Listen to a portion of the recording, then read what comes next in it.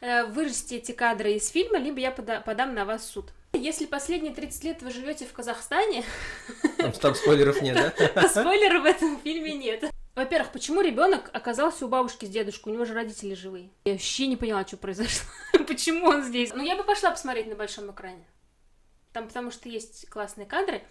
И это самое главное в этом фильме, что он очень круто снят. YouTube татарочки.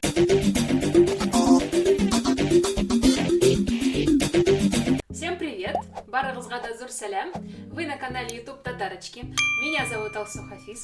Там за камерой есть Айнур Ахметов. И Сян Мисис. Вот он с вами поздоровался. Мы с Айнуром посмотрели фильм Ирины Хайратовны «Утуздан узып барам» или «Утуздан асып барамын».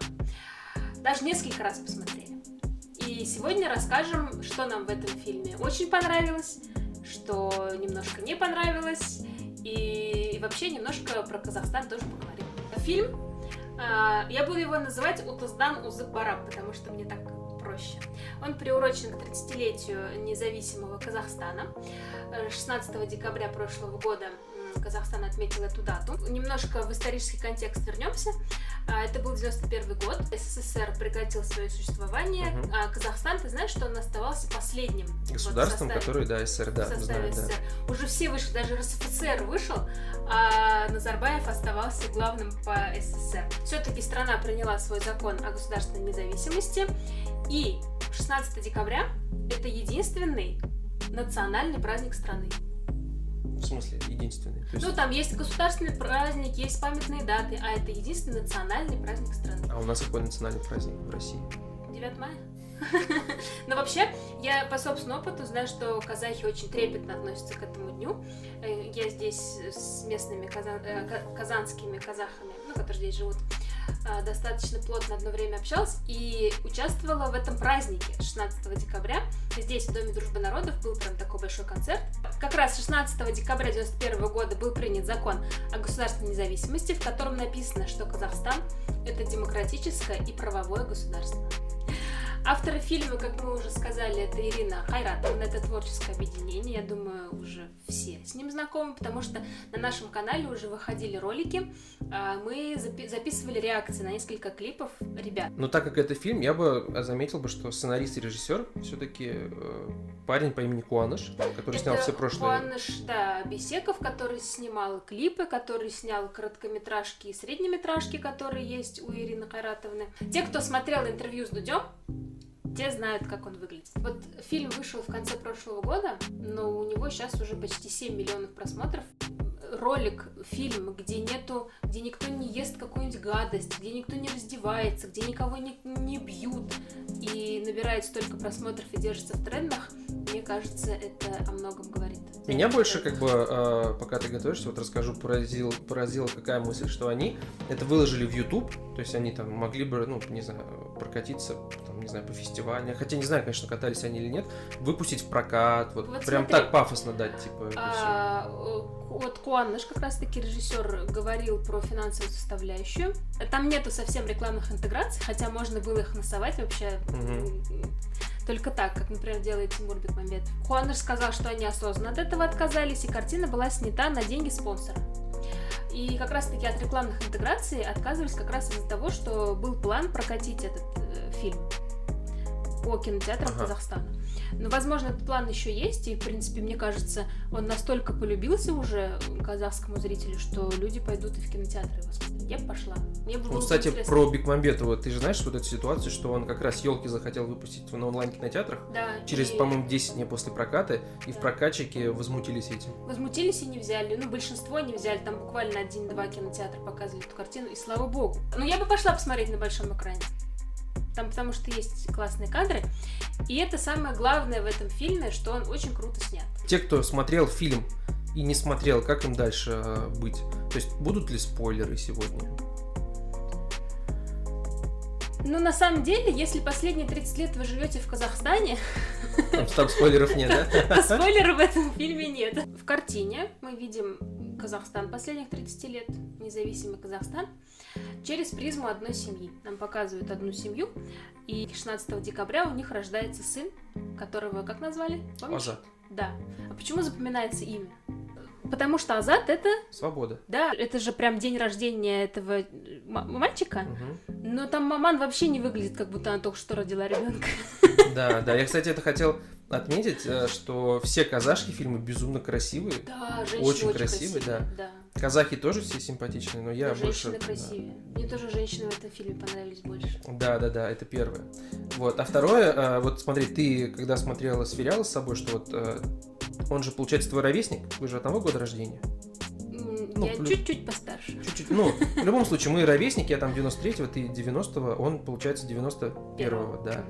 И все равно, как бы, у тебя было такое, ты параллель проводила своей жизнью, вот, события, которые там были в фильме, и с собой, ну, конечно, типа. потому как что... их семья жила, например, как там? В 90-е мы жили, в страны СНГ жили примерно в одном и том же положении. Сама идея фильма тоже очень крутая. И очень хорошо, что авторы взялись за эту идею и смогли ее через весь фильм пронести и не потерять ее. И она достаточно понятная, в принципе, любому, даже не казаху, который смотрит этот фильм. Какая идея фильма? Да, это вообще, ну вот я говорю всем, кто жил в СНГ, это 100% будет очень близко. А для тебя какая главная идея фильма? А, какая? Ты меня спрашиваешь?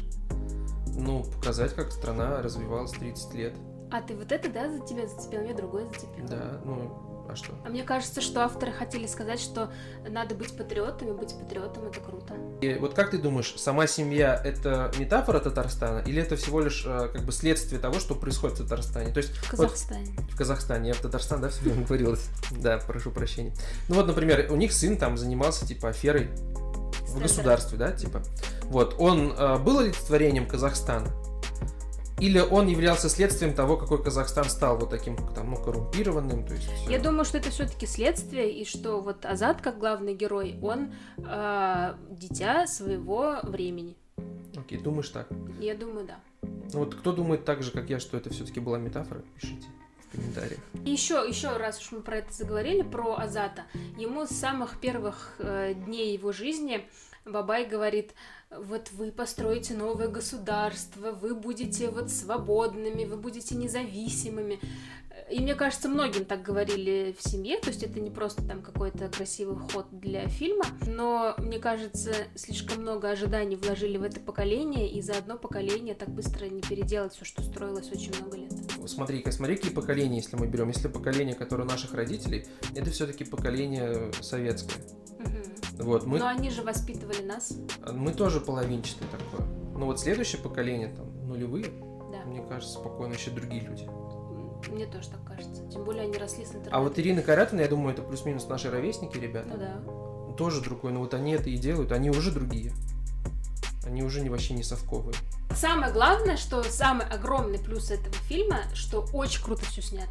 Прям нереально все круто снято, начиная от того, как выстроен кадр, от того, как проходит камера, от того, как все это двигается в кадре.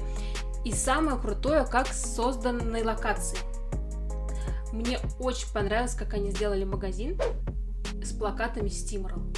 Не знаю, может быть, где-то в казахстанском ауле до сих пор есть магазин с плакатами Steamroll, но очень круто, что они его нашли. Ты заметил? Мне прям Steamroll очень в глаза. Вот это вообще все атмосферные вещи были, да. По поводу именно локации. Вот, например, Аул. Да. У нас такие же деревни. Ну, да. Очень ну, вот... плюс-минус, да. Да, плюс-минус. Реально, если бы там озвучивали на татарском эту речь, не казахскую, да, я бы сказал, что в татарской деревне снимали. Магазин, ну, блин, у всех такие магазины были.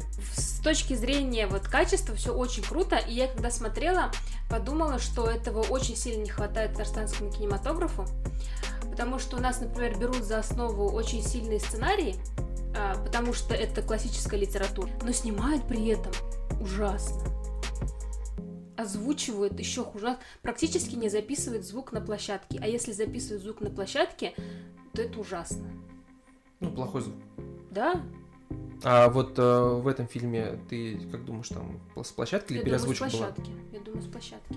Но мне, кстати, вот по поводу озвучки вообще ничего в глаза не бросился, ни один да. косяк, что там типа губы мимо шли, еще что-то. Да, потому что не было этого. Потому что очень круто все сделано. С точки зрения технической очень классно. И да, и художники, и костюмеры, и вот это все локации, и квартир, и деревенских домов, это сделано очень круто. YouTube татарочки. В фильме есть очень много кадров официальной кинохроники. Мне это очень понравилось. Мне тоже. И не только то, что там войнушка, там, да, митинги, но и спорт, например, да? Да, потому что у них есть свои герои, о которых они до сих пор помнят. Я когда смотрела на вот именно кинохронику, знаешь, о чем я подумала? Что очень сложно выбрать, что ты будешь показывать, да. Тут даже когда за год происходит там столько событий, ты не знаешь, что все-таки было важно. Там, на протяжении 30 лет, наверное, уже все-таки там шелуха отсеивается. Мне кажется, ребята выбирали то, что в первую очередь их задело в свое время. Есть, например... Смотри, там, вот это, кстати, вот мое замечание все-таки к фильму. Если ты не казахстанец, то многие кадры для тебя могут остаться непонятными, потому что не все вот документальные кадры комментируются. Там комментируется, например, про спортсмена, да, Астюрка, про него что-то можно понять. Потом говорят про жена Зен, что вот у меня друг погиб, жена Зене. А про некоторые кадры вообще ничего не говорится. Что вот ты что запомнил? Для меня это было, я не знал, да, там, что произошло конкретно, но было, понятно. То есть, знаешь, я вспомнил момент, который я не понял, который я не знал, точнее, помнишь? Она сидела в зале с детьми, и там женщина запела песню, а потом показали похороны. Вот я как раз про это и хотела тебе рассказать. Ага, давай. Это женщина, которая была на сцене. Ее зовут Макпал Жунусова. Она до сих пор как бы поет. У нее был муж, который был в оппозиции, а потом его нашли с пулями в груди и в голове. Макпал Жунусова, она сейчас живет в Казахстане, все дела, а ее играла девушка. Просто, молодая девушка ее играла. Вот эта певица Жунусова очень сильно оскорбилась из-за того, что ее не предупредили, что будет использовать ее образ. И вообще ей не понравилось, как ее показали на экране. Вырежьте эти кадры из фильма, либо я подам на вас в суд. В общем, ребята никак про это не прокомментировали. А еще мне, знаешь, какой больше всего, мне очень нравится просто тема космоса, и мне прям понравилось, что они включили вот этот момент, когда космонавт по-казахски разговаривает с Землей. Очень прикольно. Да. Мне это очень понравилось. Песни помогают погрузиться именно вот в это время, которое, показано. Потому что сначала это были вот эти народные, а потом, когда был школьный выпускной, и вот этот девчачий танец, это вот я прям вообще себя считала. А вот насколько там реально было так, что, например, школьный выпускной, и он идет на казахском? Конечно, потому что реально, у них государственный язык казахский. Да, многие понимают русский и говорят на русском, но я думаю, что мне вот это интересный момент был. Реально ли у них все такое казахскоязычное было тогда? Или это какие-то специфичные школы? Потому что мне казалось, все равно в многих странах СНГ, школы все равно на русском преимущественно. Может, мне так кажется. Расскажите, какой был у вас выпускной в школе? Говорили ли там на казахском? Говорили ли вам там «Ах, жол сізге» или нет? Или говорили «Хорошей дороги»? YouTube татарочки. Много таких мулик именно казахстанских и казахских, которые, например, у нас нет. Во-первых, почему ребенок оказался у бабушки с дедушкой? У него же родители живые. Я так понял, потому что у них не было денег его содержать. Оказывается, нет. Оказывается, у казахов, сейчас, наверное, уже не так сильна эта традиция, но, по крайней мере, раньше старшего ребенка отдавали на воспитание бабушки с дедушкой. Во-первых, чтобы они ему передали свой опыт и все дела, и чтобы у молодой семьи было время, подняться на ноги и заделать второго ребенка. Второе я от себя добавила. Когда в деревню приезжают родители, мальчик их встречает. Ты помнишь, как он их встречает? Как? Голой попой и смотрит вот так между ног на них. Я сейчас показала бы в кадре, но... Ага, и чё? Оказывается, вот так, когда ребенок вот так смотрит на дорогу, голая попа не обязательно. Он зазывает гостей. А еще когда у них Новый год, и мальчик там, Азат, в маскарадный у него шляпа там и плащ. И ему бабушка говорит: не бегай вокруг стола. Да, такой помню сцену. Это тоже, плохая примета, потому что там раньше, чтобы человека излечить, чтобы из него духи ушли, вокруг него, бегали и, так лечили. И, плохая примета, бегаешь, всякую фигню говоришь. Отта Юрга Юретаның бабасы на лошади учит его скакать, это тоже такая традиция. Просто это тоже там так странно показано, у него суннет туе, и тут же он его отвел, научил кататься на лошади, потом приводит и говорит: забирайте, я его всему научил. поводу, кстати, вот обрезания, интересный момент, что у нас это вообще так, у нас нет никакого такого праздника, да? Ну, мусульмане, те, кто мусульмане соблюдающие, они это как бы отмечают, да, собирают там людей и все дела, гостей. Ну, не так вот, типа, без музыки. У нас нет такого массового, нет. Такой традиции у нас нет. Что еще хорошего можем сказать про этот фильм? Мне очень понравилось двуязычие. Это как раз-таки отражение времени, что Казахстан двуязычный. Какие-то. Ну, казахского языка больше. Вот, а по поводу казахского я для себя сделал интересный такой вывод, то что там очень много бытовой же речи, Да. и она очень понятная. Да, казахский, в принципе, понятен. Вот, очень понятная, и А казахский... ты с субтитрами смотрел? Да, ну, я Поэтому иногда было отвлекался. понятно, на самом деле. Ну, нет, да, некоторые вещи, но, например, какие-то даже, знаешь, вот эти вот интонации, да, когда она говорит «болам», там, ну, все так же у нас говорят, все наши мамы, бабушки так говорят. Вот, потом интересно, что у меня, например, у Адели бабушка, у нас же в татарском, мы говорим там Елмаябас, юг, да, а они из тех татарских краев, где говорят Жилмаябас, юг, ну, через «ж». А у казахов, получается, все с «ж». Можно скажу, что мне не очень понравилось? Да, говори. Мне не очень понравился, как выстроен сценарий. Мне кажется, он очень прямолинеен, потому что иногда там временные промежутки совсем какие-то очень маленькие, и ты не успеваешь понять, что произошло. Например, вот между сценой, как Азат встречает свою будущую жену, и как он радуется, что у них родился первенец, проходит, даже 5 минут не проходит на экране. Я не успела. Я сначала, когда он, сидел в роддоме и ждал, что сейчас выйдет врач и скажет, что кто-то родился, я вообще не поняла, что произошло. Почему он здесь, у него жена заболела? Да, вот эта вот нарезка, да, она, я согласен, немножко такая это была. Непонятно, я тоже не совсем, я даже не понял, это чей ребенок. Я подумал, даже, может, его сестры уже ребенок. Или родители третьего родили. Да, я согласен, что в этот момент, я... Ну, там есть такие моменты, и ориентироваться во времени в основном помогает как раз-таки кадры кинохроники, потому что... Ну, так и задумался, думаю. Ну, видимо, да. Такие метафоры тоже иногда очень прямые. Просто я не любитель таких. Я уверена, что у такого приема есть масса любителей, и они прям кайфуют от просмотра таких фильмов. Например, прямейшая метафора. Когда Азат делает первые шаги, там вот как раз появляется новая валюта, приняли конституцию, типа вот «Бәләкәй бала беренче адымнарын ясый, һәм зур ил беренче адымнарын». Так вот я про это и говорю, что типа Азат и есть метафора Казахстана. Ты поэтому... Я это имел в виду, да, что я вот таких метафор типа видел постоянно. И ты говоришь, я не люблю, а мне кажется, в этом концептуальная задумка и была. Ну вот я сосредоточилась на том, что я не люблю, и не заметила эту концептуальную задумку. Я не знаю, но может нас поправят и скажут, что это вообще не так. Что-то. Нас поправят и скажут, что в этом фильме нет недочетов, он прекрасен, огонь вообще. А тебе в какой-нибудь момент захотелось плакать, когда ты его смотрел? Я вообще много раз прослезился, на самом деле. Серьезно? Да, очень много. На каких моментах? Вот в основном, где песни были. Я так, мне вообще, в принципе, песни серьезно? трогают. Я знаю, что ты не любитель поплакать. Ну да, я вот самые простые уж ходы, кто-то умирает, кто-то где-то поют грустно. Я такой сразу... Прикольно. Классно, что пробивает. Ну, конечно, мне вот очень сильно не впечатлило, а вот особенно... Это вот самый финальный вот, получается, вот музыкальный момент, где он заходит, типа, где они там... Позвал он самых достойных на 30-летие Казахстана. Я вообще не понял, что там произошло, типа, что имелось в виду. Но сам вот идея сильная. Давай еще раз по поводу концовки. Объясни мне, что в итоге было. Вот он... Я не знаю, это Смотри, он напился. Объяснять. Он напился, да? И потом у него появились все его предки. Да. Предки всего появились. Да. А потом они говорят, отметь свое, типа, 30... Он говорит, 30-летие, они говорят, нет, 30-летие Казахстана. И потом начинается праздник. Вот этот праздник... достойных.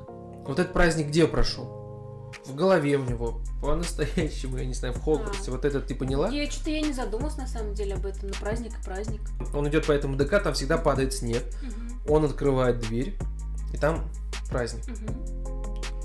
Вот никакие ты здесь не считывала метафоры? Что-то я на этом месте, наверное, устала считывать метафоры и уже ничего не читала. Мне нечего сказать про финал, честно. Я предлагаю, пусть зрители напишут, что они видят в этом финале. Может быть, этот идущий снег кругом — это современный Казахстан. Да, вот кто как понял по конечную сцену, вот последнюю, да, распишите. Поделитесь. Может, это был просто прикол, выход на клип. Да, такой тоже Не знаю. может быть. А потом же он еще стал самой Ириной Кайратовной, типа он снял этот. Мгм. Такой... Да-да-да. И вообще, кстати, комментариев очень много под этим фильмом у них на канале, у ребят. И они прям все очень такие хвалебные и воспевающие. Ну, а как по-другому? Реально, Классно, фильм классно, очень патриотичный. очень классно. Я вот знаешь, о чем думал? А что было бы, если бы сняли такой фильм о России? И потом подумал, что, наверное, очень много зависело бы от того, кто снял. Соловьев В России сняли, знаешь, какой фильм? или Дудь, например, да. Вот как раз-таки коллега Соловьева, Наиля Аскерзаде. Аскерзаде, она сняла фильм. Она сняла фильм про то, как распался Советский Союз и что из этого потом получилось. Он идет почти час, но это такой, журналистский фильм, это не художественный фильм. Она там собрала тех, кто участвовал в обсуждении документов этих, кто был в Беловежской пуще. И весь фильм меня не отпускала мысль, что что-то мне не нравится в этом фильме, не могу понять, что. Я его сразу предвзято, естественно, смотрела, потому что, это «Россия-2». Я потом поняла в конце, когда она уже об этом сказала, она не погрузила вообще в исторический контекст. Она начала с того, что собрались мужики и решили развалить страну. Это же вообще не так.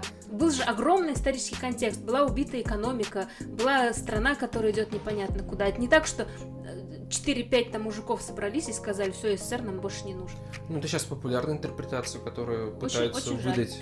Куаныш у себя в Инстаграме после выхода этого фильма написал, что он получал разные обвинения в причастности к левым политическим государственным силам. И что ему даже грозили судом за то, что он такой фильм придумал и снял. Представляешь? А интересно, внутри Казахстана, то есть каким силам этот фильм не понравился? В общем, он сказал, что ничего, естественно, такого нету, это наша абсолютная идея. Тоже, и кто дослушал до этого момента, очень интересно было бы почитать в комментариях, как в Казахстане, да, как разные отнеслись. люди к этому фильму. По-любому есть еще и другие мнения, которым не понравился этот фильм, и что вообще не так нужно показывать. YouTube татарочки. Я бы посоветовал всем, кто не в Казахстане, посмотреть, потому что, дает какое-то представление, особенно сейчас на фоне того, что происходит в Казахстане, понимание каких-то процессов. А во-вторых, это какое-то культурное погружение очень сильное. Да, можно много интересного узнать о Казахстане. Но при этом нужно тоже смотреть отсылки, читать комментарии, потому что в комментариях эти отсылки разбирают. И есть уже, по-моему, отдельные видео, где там отсылки фильма «Утаздан Узакбарам». Это кино, выпущенное просто молодыми ребятами из частной просто продакшн-студии, без единого рубля господдержки. Просто для татарстанского кинематографа это какая-то супер-мега ситуация, поэтому я на ней акцентирую внимание, что так качественно все-таки можно снимать фильмы. И самое главное, почему стоит смотреть этот фильм. Знаешь почему? Почему? Потому что казахи крутые.